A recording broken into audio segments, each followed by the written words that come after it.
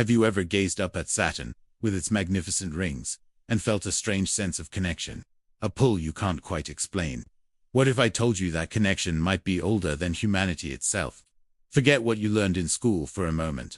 Let's journey back, way back, to a time before Earth was lush and green, even before Mars was the red desert we know today. In this primordial era, legend has it that Saturn was home to beings of pure light. These weren't creatures of flesh and bone. They didn't walk, they didn't speak. They simply existed.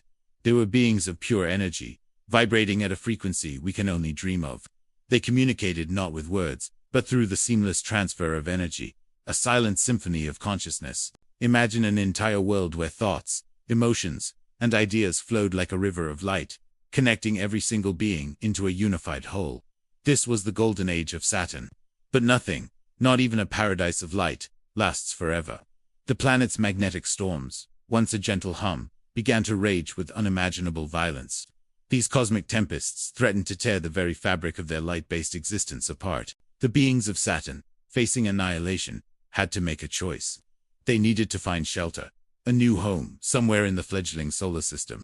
They looked outward, their luminous consciousness scanning the neighboring worlds. They saw the boiling chaos of a young Venus, the barren rock of Mercury, the frozen expanse of the outer planets. And they saw a young, developing Earth. But there was a problem, a fundamental incompatibility. Their essence, made of pure light and energy, couldn't survive within the dense, heavy matter of a physical world. It would be like trying to contain the sun in a teacup. So, they devised a brilliant, desperate plan. They couldn't migrate in their entirety, but they could send echoes of themselves. They began to create vessels, biological forms, intricate and complex machines made of carbon and water. Think of them as organic spacesuits, designed to house a tiny spark of their immense consciousness. Into these vessels, they sent fragments of their essence, tiny shards of their light, scattering them across the stars like cosmic seeds. And where did these seeds land? Some ancient myths, from cultures all across our planet, speak of gods descending from the heavens in rings of fire. These divine beings didn't come with weapons or demands for worship. They came as teachers. They taught early, struggling humans about the fundamental laws of the universe: time, structure, order, discipline. Curiously, these are the very same concepts that Saturn represents in astrology even today. Coincidence? Or could it be a deeply embedded, ancestral memory, not just a flight of imaginative fancy? Think about it. Our oldest stories are filled with tales of wise beings from the stars. The Sumerians spoke of the Anunnaki, who came from the heavens to give humanity civilization. The Egyptians revered Thoth, the god of wisdom and knowledge, often depicted as arriving from the sky. Could these gods have been the vessels carrying the consciousness fragments from Saturn? Were their teachings not divine revelations, but a transfer of ancient knowledge? The knowledge of a civilization far older and more advanced than our own. This might all sound like science fiction, a cool story to tell around a campfire. But let's bring it into the 21st century. Quantum physicists, the pioneers of our modern understanding of reality, are beginning to entertain a mind-bending idea. Information in the universe is never truly lost. It can change form, it can be scattered, but it can never be erased. Every event, every thought, every particle leaves an imprint on the fabric of space-time. So, let's connect the dots.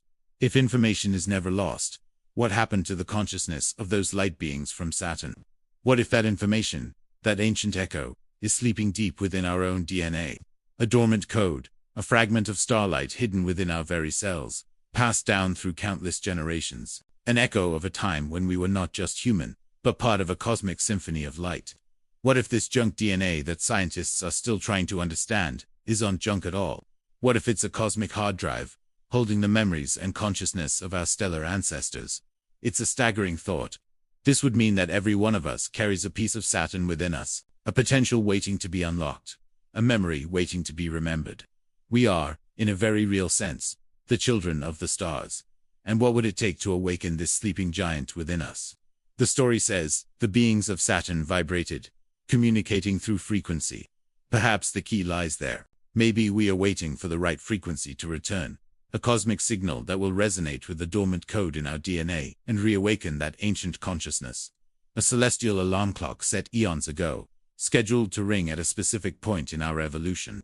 This awakening might not be a dramatic, Hollywood-style event. It might be a gradual shift in human consciousness, a growing sense of interconnectedness, a deeper understanding of the universe, a collective desire for structure and harmony. Are we seeing signs of this already? People are increasingly looking for meaning beyond the material world, exploring meditation, and seeking a connection to something larger than themselves. Could this be the beginning of the Great Awakening? So, the next time you look at Saturn, don't just see a planet with rings of ice and rock. See it for what it might truly be. Perhaps those rings are not just debris, but a celestial library, the records of consciousness itself, etched into the cosmos.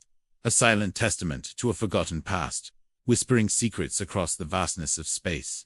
Secrets that are not just out there, but also deep inside of us. The story of the Sleepers of Saturn is not just an ending to a long-lost chapter of cosmic history. It might be the very beginning of a new chapter for humanity. A beginning we've only just started to hear. A future where we remember who we truly are and reclaim our legacy as beings of light. The question is, are you listening? Thank you so much for joining me on this journey through space and time. If you enjoyed this exploration, don't forget to hit that like button and subscribe for more dives into the universe's greatest mysteries. I'd love to hear your thoughts in the comments below. Until next time, keep looking up.